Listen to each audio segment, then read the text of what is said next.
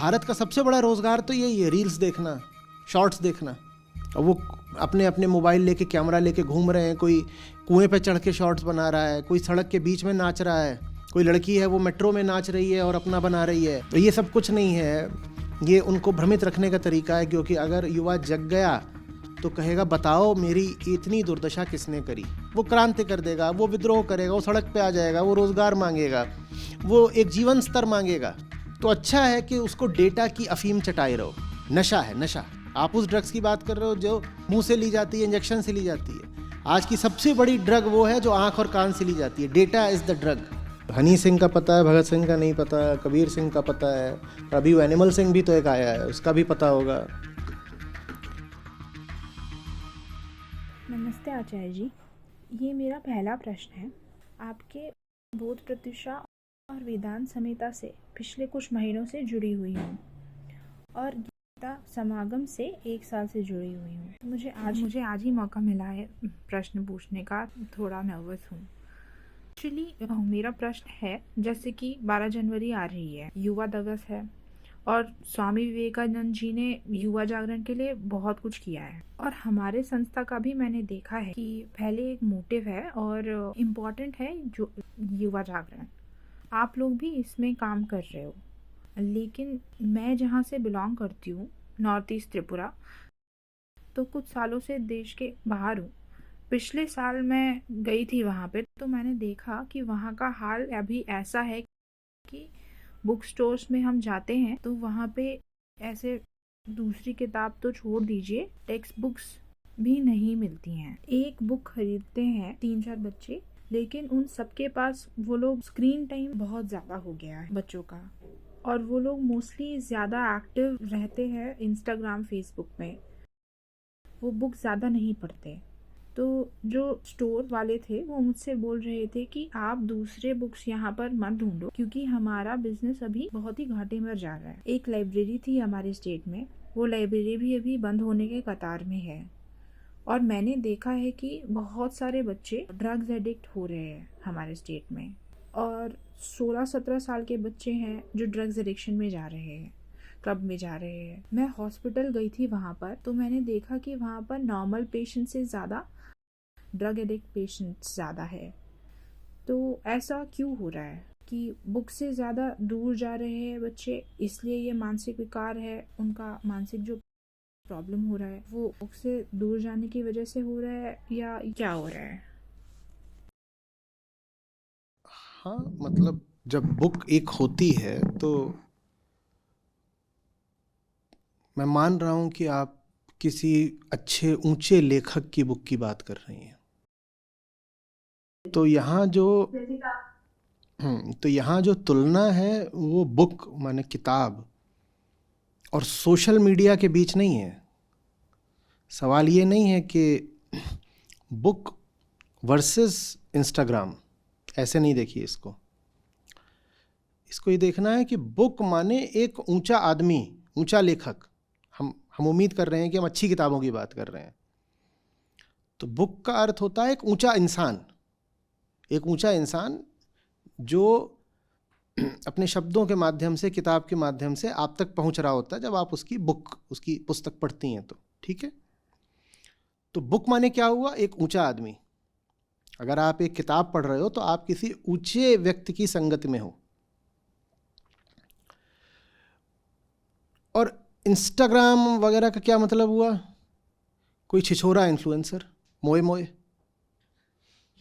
ठीक, तो माने एक बहुत ही उथला आदमी। बिल्कुल। तो अब जो ये पूरी चर्चा है, इसको बुक वर्सेस इंस्टाग्राम से हटा करके ले आइए ऊंचे व्यक्ति की संगति बनाम छिछोरे की संगति। बुक माने ऊंचे व्यक्ति की संगति और इंस्टाग्राम माने छिछोरे की संगति। तो अब जब छिछोरे की संगति करोगे तो फिर जो कुछ भी होना है, पागलपन भी छाएगा, ड्रग्स है वो भी होगा, समाज में अपराध भी बढ़ेंगे और जुवेनाइल डेलिंक्वेंसी भी बढ़ेगी और जितने तरीके की चीज़ें होती हैं। और यही जो युवा हैं या किशोर हैं, ये जो आगे बढ़ेंगे तो आप पाओगे इनके व्यक्तित्व में कोई गहराई नहीं, ये जीवन के उल्टे पुल्टे निर्णय ले रहे हैं। क्योंकि आप जिनकी संगति करते हो ना, आपने त्रिपुरा की बात करी ना, आप जिनकी संगति करते हो आप बिल्कुल उन्हीं के जैसे हो जाते हो। ये हमारे लिए एक सौभाग्य की भी बात है और बड़ा ये दुर्भाग्य भी है हमारा। खासतौर पे जब आप छोटे होते हो तो मन में सामग्री बहुत मौजूद नहीं होती है, पर सामग्री पाने की इच्छा, चाहत, वृत्ति एकदम मौजूद होती है, बचपन से ही होती है। मैं कई बार कहता हूँ कि कभी छोटे बच्चों को देखिएगा, वो जब कार की पिछली सीट पर होते हैं तो क्या कर रहे होते हैं। कोई आपको छोटा बच्चा नहीं मिलेगा कि वो कार की पिछली सीट पर बैठा है या अगली पर भी है और वो शांत बैठा है चुपचाप। वो हमेशा उसका मुंह आप खिड़की से चिपका पाओगे। और अगर आप उसके पीछे चल रहे हो, उनकी गाड़ी के पीछे, और सामने वाली गाड़ी में कोई छोटा बच्चा है, तो ज़्यादा संभावना यही है कि उसने पीछे के शीशे से अपना मुंह चिपका रखा होगा, आपको देख रहा होगा। उसको जानना है, क्योंकि उसके पास वृत्ति है जानने की, पर उसके पास ज्ञान नहीं है, सामग्री नहीं जो उसको जाननी है, तो वो लगातार जानने को आतुर रहता है। मैं कहता हूँ वो स्पॉन्ज की तरह होता है, वो सोखता है। अब उसको जिस चीज़ में डाल दोगे वो वही सोख लेगा। जैसे स्पॉन्ज का काम है ना, उसको चाहे में डालो वही सोख लेगा। उसको आप मिट्टी में डालो तो मिट्टी सोख लेगा, उसको आप फलों के रस में डाल दो वो फलों का रस सोख लेगा। तो वो कीचड़ भी सोख सकता है, मिट्टी, वो फलों का रस भी सोख सकता है, पानी में डाल दो पानी भी सोख लेगा।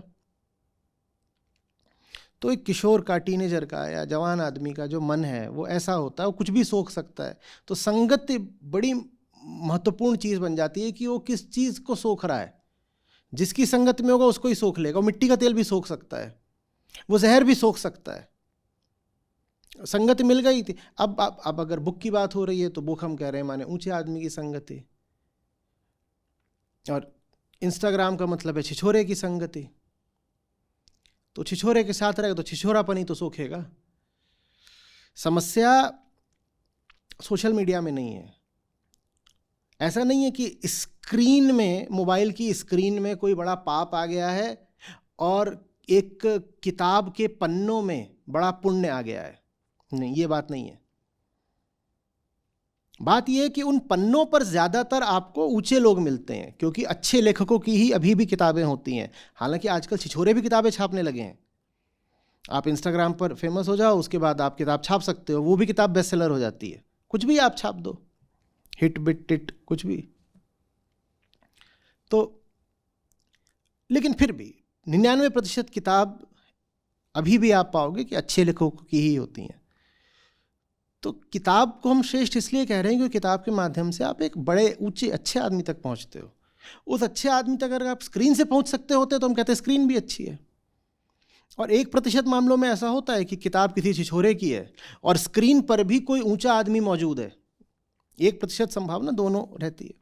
लेकिन 99% आप यही पाओगे कि किताबें माने लेखक अच्छा है, बुद्धिमान है, और उसने अपने जीवन की सारी समझ, सारी गंभीरता, सारा प्रेम एक किताब में निचोड़ के आपको दे दिया है।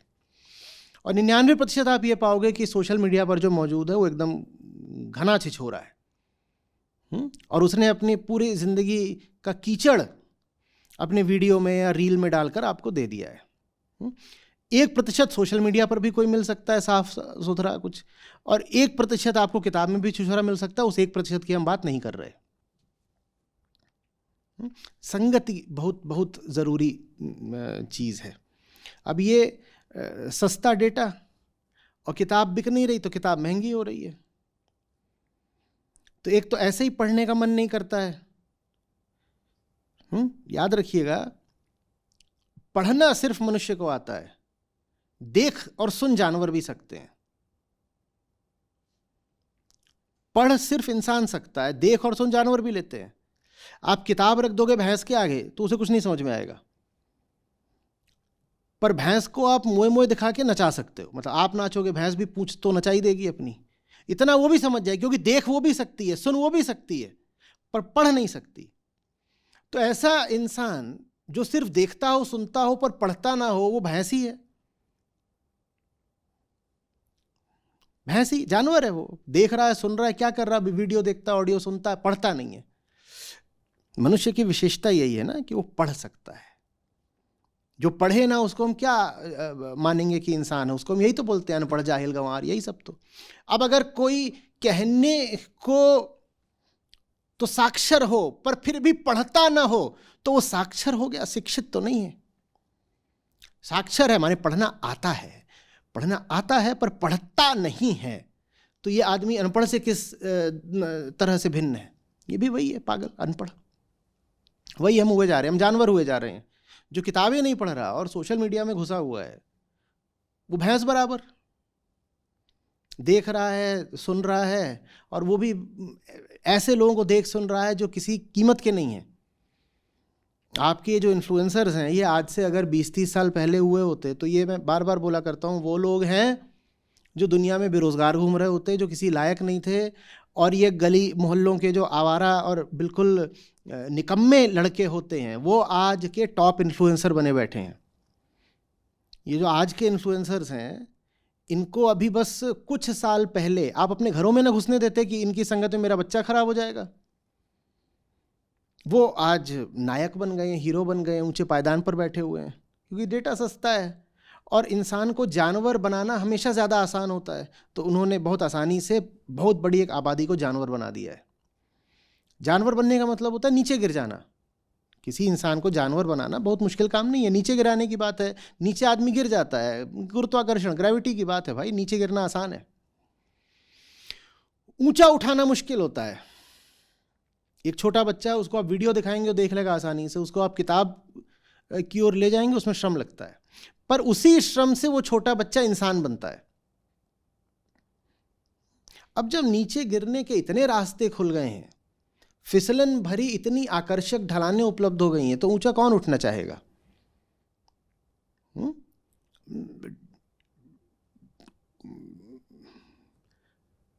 हींग लगे ना फिटकरी, रंग भी चोखा। अपना क्या करना है, 2, 4, 5, 10, 50 रुपए का डेटा लगा, अपना वो रात में बैठ करके 2 घंटा 5 घंटा देख रहा है और सब खुश है। परिवार वाले भी एक तरह से खुश है, कह रहे चलो मोबाइल में मुंह दे रखा है, कम से कम कहीं उपद्रव नहीं कर रहा है। सरकार भी बहुत खुश है, क्योंकि अगर ये मोबाइल में और इन्फ्लुएंसर्स के चरणों में नहीं बैठे होते तो ये सरकार से मांग कर रहे होते कि हमें शिक्षा दो, हमें रोजगार दो। तो भारत का सबसे बड़ा रोजगार तो यही है, रील्स देखना, शॉर्ट्स देखना। हमारे बेचारे जितने बेरोजगार हैं और दिन भर क्या करते हैं, या तो शॉर्ट्स बनाते हैं या वो शॉर्ट्स देखते हैं। हमारे बड़े बड़े नेतागण हैं, वो हमारे युवाओं को प्रेरित कर रहे हैं कि बेटा जाओ तुम भी शॉर्ट्स बनाओ, इसी से आमदनी हो जाएगी। और वो अपने अपने मोबाइल लेके कैमरा लेके घूम रहे हैं, कोई कुएं पे चढ़ के शॉर्ट्स बना रहा है, कोई सड़क के बीच में नाच रहा है, कोई लड़की है वो मेट्रो में नाच रही है और अपना बना रही है। इन सबको हमारे जो घर परिवार और राजनीति के बड़े बड़े सम्माननीय लोग हैं वो कह रहे हैं कि यही करो, इसी में तो आगे डिजिटल इकोनॉमी है। तो ये सब कुछ नहीं है, ये उनको भ्रमित रखने का तरीका है, क्योंकि अगर युवा जग गया तो कहेगा बताओ मेरी इतनी दुर्दशा किसने करी। वो क्रांति कर देगा, वो विद्रोह करेगा, वो सड़क पे आ जाएगा, वो रोजगार मांगेगा, वो एक जीवन स्तर मांगेगा। तो अच्छा है कि उसको डेटा की अफीम चटाए रहो। अगर उसने किताब पढ़ ली तो भी वो विद्रोह करेगा, क्योंकि किताबें अक्सर विद्रोही ही लिखते हैं। और ज्ञान तो आग की तरह होता है, विद्रोह की आग। जो समझने लग गया वो विद्रोही हो जाता है। कोई विद्रोह ना करे, कोई अपने अधिकारों के लिए आवाज ना उठाए, मांग ना उठाए, इसके लिए बहुत आवश्यक है कि उसको नासमझी का नशा चढ़ा रहे। तो भारत में एक प्रकार की साजिश चल रही है, एक सम्मिलित साजिश, इसमें सब एक साथ हैं। क्योंकि इतना बड़ा देश, दुनिया की सबसे ज्यादा आबादी अब 150 करोड़ होने वाली है। इतने सारे युवा, एक तो सबसे ज्यादा आबादी, वो भी दुनिया के सबसे युवा देशों में हमें, तो इस सबसे बड़ी आबादी में भी सबसे ज्यादा युवा। इनका क्या करें? तो हमने तय करा है कि इनको डेटा का नशा दो, ये दिन भर बैठ के डेटा देखें।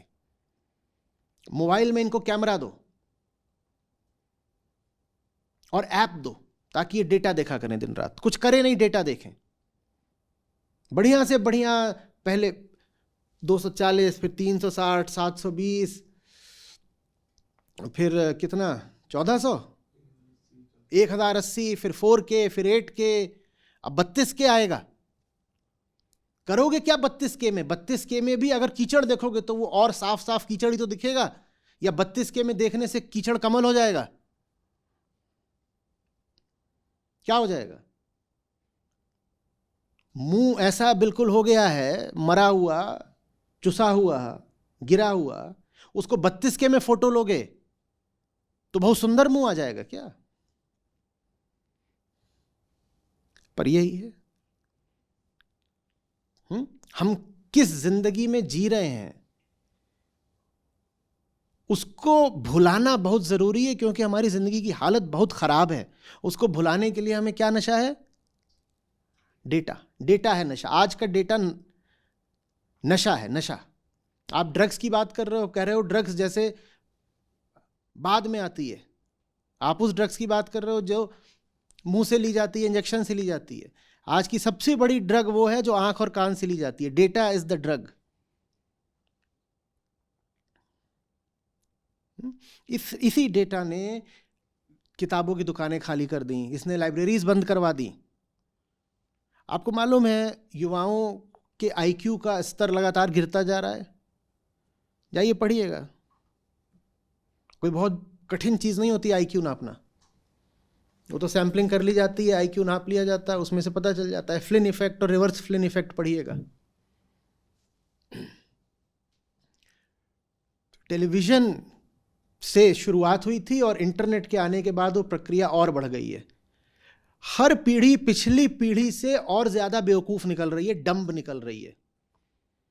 पहले हम इसी बात को बहुत बड़ा उपद्रव समझते थे, कहते थे इडियट बॉक्स के सामने बच्चा बैठा रहता है। इडियट बॉक्स इसको बोलते थे, टीवी को।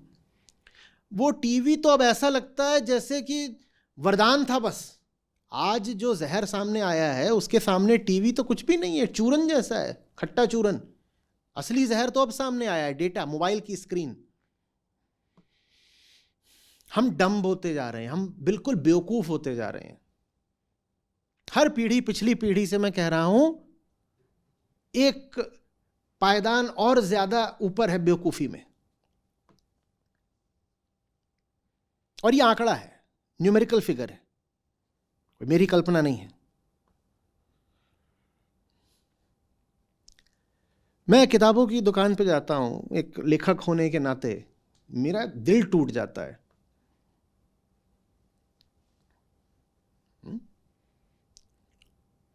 वहां फिलॉसफी सेक्शन ही हट गया है। हमारे लिए एक बड़ी समस्या है कि हमारी किताबें अगर रखी जाएं तो किस सेक्शन में रखी जाएं। फिलॉसफी सेक्शन नहीं है, ही नहीं। वहां कलिनरी सेक्शन आ गया है। इन्फ्लुएंसर्स में वही थोड़ी हैं जो आपको नाचना और मोए मोए करा रहे हैं। अभी तो इन्फ्लुएंसर में वो भी बहुत है ना, ऐसा खाना बनाओ, ये खाओ, ये भी तो नशा ही है। अब ये बनाओ, अब ये बनाओ। बोले इतना बड़ा हो गया है कलिनरी और रेसिपी सेक्शन बुक स्टोर्स में। हर आदमी को फूड पॉर्न बोलते हैं उसको, हर आदमी को चाहिए फिक्शन। फिक्शन। और एक और चीज हुई, आप इस पे जाके देखिएगा, किताबों में फॉन्ट साइज बहुत बड़ा हो गया है, लाइन स्पेसिंग बढ़ गई है। मतलब समझ रहे हैं, बड़े फॉन्ट में किनको किताबें दी जाती हैं? बड़े बड़े फॉन्ट्स में बच्चों को, छोटे बच्चे। आज का जो आम पाठक है उसका बौद्धिक स्तर धीरे धीरे, और छोटे बच्चे ऐसा होता जा रहा है, उसको बड़े बड़े फॉन्ट की किताब चाहिए और उसको बड़ी लाइन स्पेसिंग चाहिए जैसे बच्चों को दी जाती है। उसको पढ़ने में नहीं आती।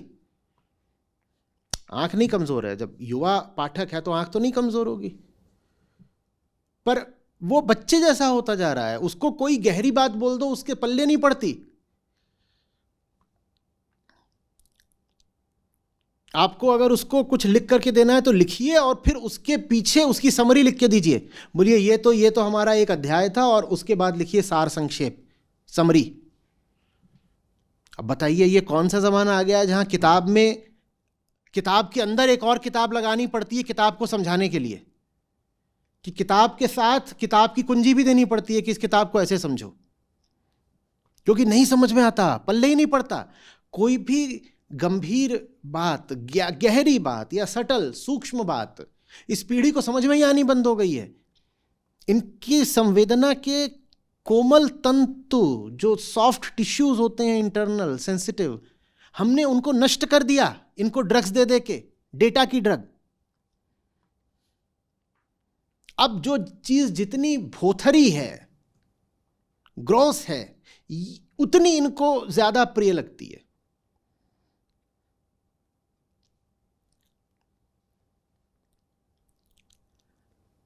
इसका अब नतीजा क्या निकलेगा आप खुद ही सोच सकते हैं। किताबों की दुकानों में वो मर्चेंडाइज बेचने लग गए हैं। आप किताब की दुकान में जाइए तो वहां पे वो बैग्स बेच रहे हैं और क्रॉकरी बेच रहे हैं। क्रॉकरी माने मग्स, और मग्स पे कुछ लिख के बेच रहे हैं। ये सब चल रहा है। आप कोशिश करिए, आप जाइए किसी बुक शॉप में और आप कहिए कि मेरे को काफका बताओ, तो कहेंगे कैफे उधर है। आप बोलिए मुझे काफका चाहिए, मेरे को बताओ, मेटामॉर्फोसिस तो पढ़ना है आज।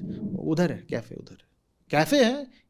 बुक शॉप कैफे बनते जा रहे हैं। बोले आओ यहाँ पर बैठ करके चाय पियो, कॉफ़ी पियो और साथ में कॉमिक्स पढ़ो। क्लासिक्स के कॉमिक्स बनते जा रहे हैं। आपने देखा है ये? पहले छोटे बच्चों के लिए क्लासिक्स के एब्रिज्ड वर्जन्स बनते थे, अब क्लासिक्स के भी कॉमिक्स बनते हैं। कॉमिक स्ट्रिप्स जिनमें वो विजुअल रिप्रेजेंटेशन होता है कि ये ऐसा है, ये ऐसा है, ये ऐसा है। और ये वो बच्चों के लिए नहीं बन रहे हैं, वो बड़ों के लिए बन रहे हैं, क्योंकि क्लासिक्स पढ़ पाने की किसी की अब जैसे काबिलियत ही नहीं रही। आप प्रयोग कर लीजिएगा, आप चले जाइएगा और आप कहिएगा सार्त्र दिखा दो मुझे, आप कहिएगा बीइंग एंड नथिंगनेस पढ़नी है, आप टॉल्स्टॉय बोल दीजिएगा, आपको कुछ मिल जाए तो बात करिए। और मैंने इन सबको बुक स्टोर्स में देखा है, अभी 8-10 साल पहले तक देखा, अब मुश्किल हो गया है। आप कृष्णमूर्ति आपको ओशो मिलने मुश्किल हो जाएंगे। पहले अध्यात्म में इतना तो होता था कि ओशो की कुछ किताबें तो होती ही थी, अब वो भी नहीं होती। कृष्णमूर्ति तो पहले भी मुश्किल से मिलते थे और अब एकदम ही नहीं है। आप रमन महर्षि पूछ के देखिएगा, आप कहिएगा आई एम दैट दिखाना, निसर्गदत्त महाराज मुश्किल है। हाँ, मैं वही बुक्स खरीदने गई थी, तब मुझे सारे बुक्स नहीं मिले वहाँ। अमेजन पर ले लीजिए, इससे पहले कि आउट ऑफ प्रिंट चली जाए हमेशा के लिए। हाँ, ये अब सिर्फ ऐसा नहीं होगा आउट ऑफ स्टॉक है, ये आउट ऑफ प्रिंट जाएंगी और हमेशा के लिए जाएंगी। तो या तो इनकी ई बुक कहीं से मिलती हो तो लेके सेव कर लीजिए, या खुद प्रिंट निकाल के अपनी व्यक्तिगत कॉपी बना लीजिए। नहीं तो अब वो समय आने वाला है कि ये तो यूनिवर्सिटीज़ के सिलेबस से भी निकाली जा रही हैं बाहर, ये बोल के कि बच्चों के लिए बहुत हैवी हो जाती हैं। 12वीं के बच्चों को साहित्य के नाम पे 8वीं के बच्चों के स्तर का साहित्य पढ़ाया जा रहा है, ये बोल के कि बहुत हैवी हो जाता है।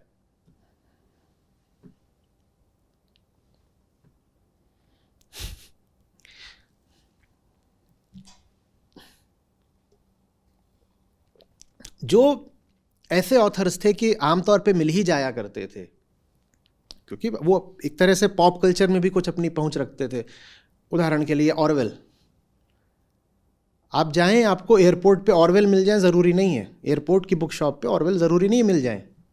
वहाँ कौन मिलेंगे आजकल के, ये बोला तो इन्फ्लुएंसर ही ऑथर बना जा रहा है, और वो एक से एक कुछ अपना निकाल रहे हैं, कुछ भी निकाल रहे हैं, वो चल रहा है, कॉमिक्स चल रही हैं उनकी, वो मजाक चल रहा है। देखिए, जिस समाज के जैसे आदर्श होते हैं उसे वैसा ही हो जाना है, ठीक है ना। तो आदर्शों का चयन बहुत सोच समझ के किया जाना चाहिए।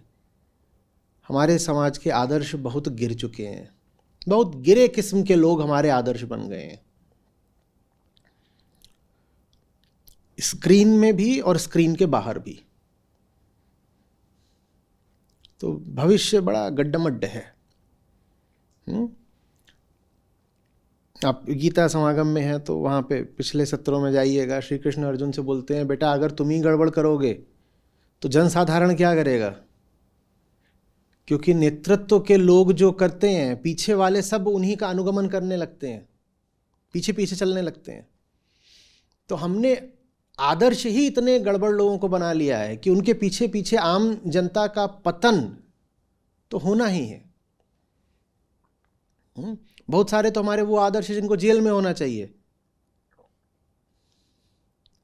बहुतों को पागल खाने में होना चाहिए, वो हमारे आदर्श बने बैठे हैं अभी। इस पे ही मैं एक उदाहरण देना चाहती हूँ। मेरे ही घर में 2 छोटे छोटे बच्चे हैं रिश्तेदारों के। तो जब मैं वहाँ गई तो वो लोग हनी सिंह को जानते हैं, भगत सिंह को नहीं जानते।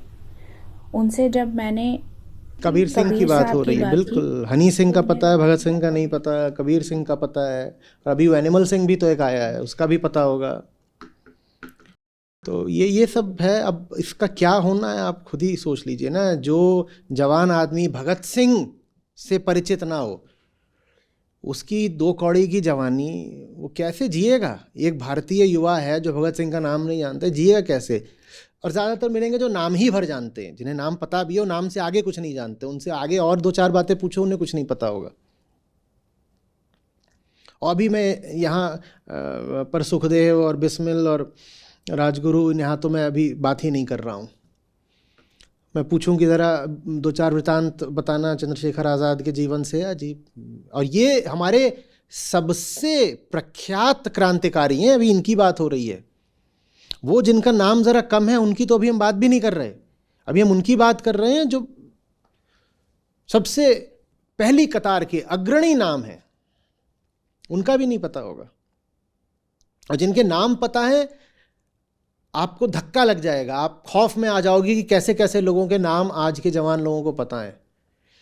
और वो जो गिरावट है, फिर पतन है, वो हमें हर दिशा में दिखाई दे रहा है।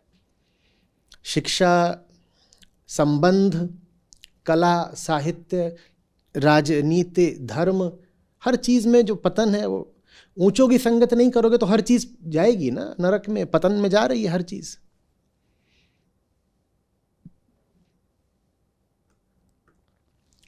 एक वीडियो है, 2-3 साल पुराना है, उसको देखिएगा, इसी से संबंधित है।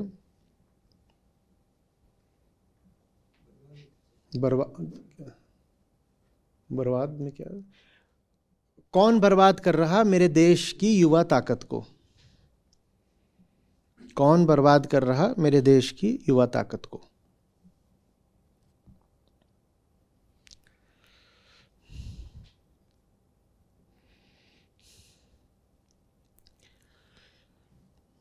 ये सोशल मीडिया वाले इन्फ्लुएंसर्स, इनसे तो मेरा व्यक्तिगत दर्द जुड़ा हुआ है। क्योंकि लोगों तक पहुंचने का आज के युग में साधन ही बस अब यही बचा हुआ है, डिजिटल। किताबें तो सब बंद करा दी, यही डिजिटल साधन है। और डिजिटल साधन पर ये छिछोरे छाए हुए हैं। हम वेदांत को लोगों तक ले जाना चाहते हैं, सच्चाई को ले जाना चाहते हैं, ऊंची बात को ले जाना चाहते हैं। कितनी मेहनत करनी पड़ती है, कितनी ज़्यादा मेहनत करनी पड़ती है। और यहीं कोई छिछोरा आकर के कुछ अपना एक भद्दा सा वीडियो डाल देता है और मिलियन, 5 मिलियन, 50 मिलियन वो अपना लेकर के आराम से बैठ जाता है। जितनी गंदगी, जितना भद्दापन, उतनी लोकप्रियता।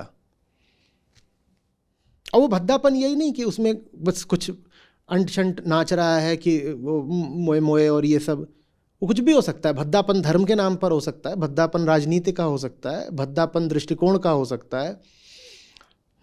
भद्दापन ये भी हो सकता है कि आओ मैं तुम्हें पैसा बनाना सिखाऊंगा, आओ मेरे पास आओ, मैं तुम्हें बताऊंगा शेयर मार्केट से या इस जगह से पैसा जल्दी से कैसे बनाना है। भद्दापन हर तरीके का होता है ना। भद्दापन ये भी हो सकता है, आओ मैं तुम्हें बताऊंगा कि नफरत कैसे करनी है पूरी दुनिया से, या दूसरे धर्म के लोगों से कैसे नफरत करनी है। भद्दापन वो भी हो सकता है। इस जिस भी तरह का भद्दापन हो, भद्दापन ये भी हो सकता है, आओ मैं बताऊंगा लड़कियां कैसे पटानी है, और उसके मैं तुमको बिल्कुल एक घटिया तरीके समझाऊंगा, लेकिन जिस भी तरीके का भद्दापन होगा वो बिकेगा, क्योंकि डेटा इज द ड्रग। भद्दापन बिकेगा। हम जो काम कर रहे हैं बहुत तकलीफ आती है उसमें, पूरे दिन संघर्ष रहता है इसी बात का कि कैसे किस विधि लोगों तक पहुंच पाए। किताबों की आप पूछ रही हैं, किताबें हमारी लोग पढ़ पाएं, इसके लिए किताबें कर दी हैं कि लो बेटा 100 रुपये भी नहीं खर्च करने पड़ेंगे, तुम 100 का पत्ता दोगे तो 1 रुपया वापस, 99 में किताब आपके घर में पहुंचा देंगे।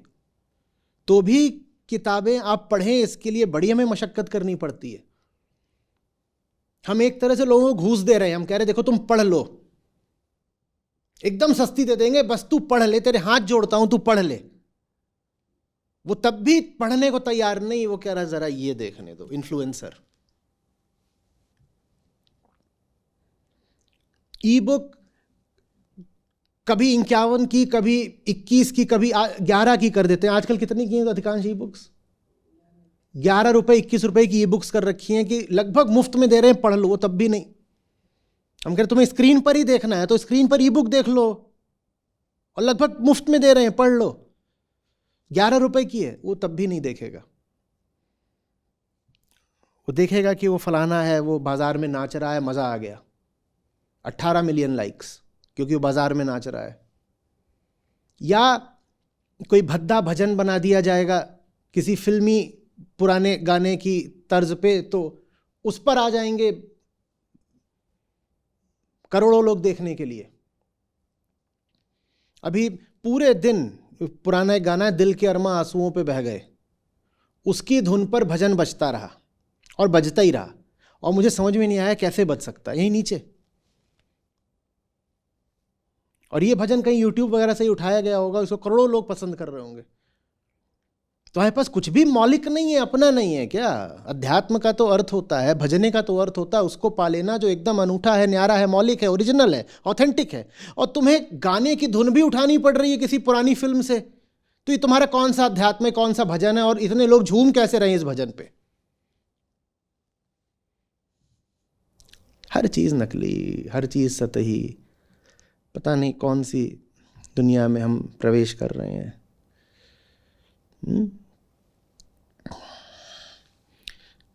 ब्रेव न्यू वर्ल्ड तो नहीं है ये हक्सले का।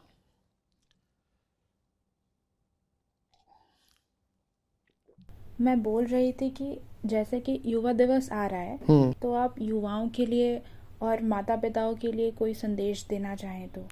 बहुत बड़ी जिंदगी है, मर नहीं पाओगे आसानी से, जियोगे।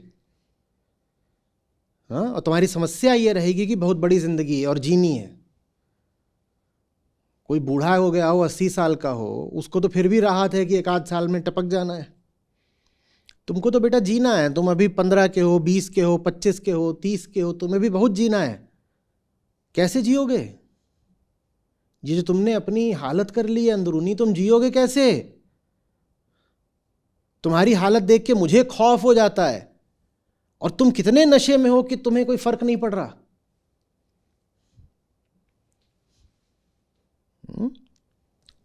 घर पर ऊंचाइयों को लाइए।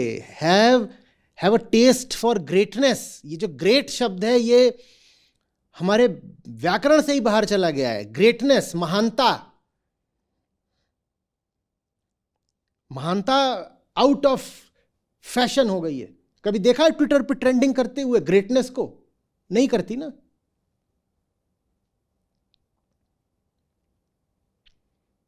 और जहां ग्रेटनेस नहीं है वहां संकीर्णता है, लघुता, क्षुद्रता है, पेटिनेस, बाउंड्रीज, कन्फाइनमेंट्स। आपका दम घुट जाएगा, you will die of suffocation. जैसे छोटा छोटा छोटा किसी छोटी चीज ने आपको पकड़ लिया है, मर जाओगे। Go for greatness. और उसका तरीका यही है, approach the greats, bag for their company.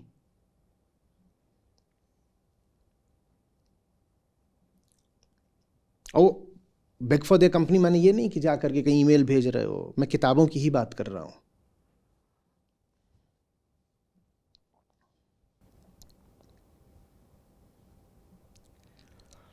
बस यही है।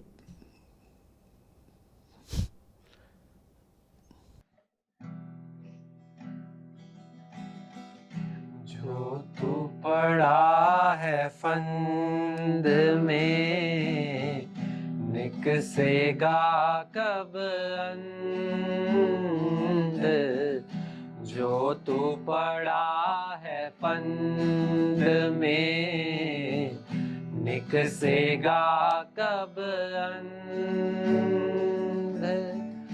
माया मद तो चढ़ा, मत भूले मति मंद रे साधो, मत भूले मति मंद। विषय वासना उर्झि कर, जन्म गवाया बार। विषय वासना उर्झि कर, जन्म गवाया बार। अब पछतावा क्या करे, निज करनी कर याद रे साधो, निज करनी कर याद। माया माया सब कहे, माया लखे ना कोई। माया माया सब कहे, माया लखे ना कोई। जो मन से ना उतरे, माया कहिए सोए रे साधो, माया कहिए सो।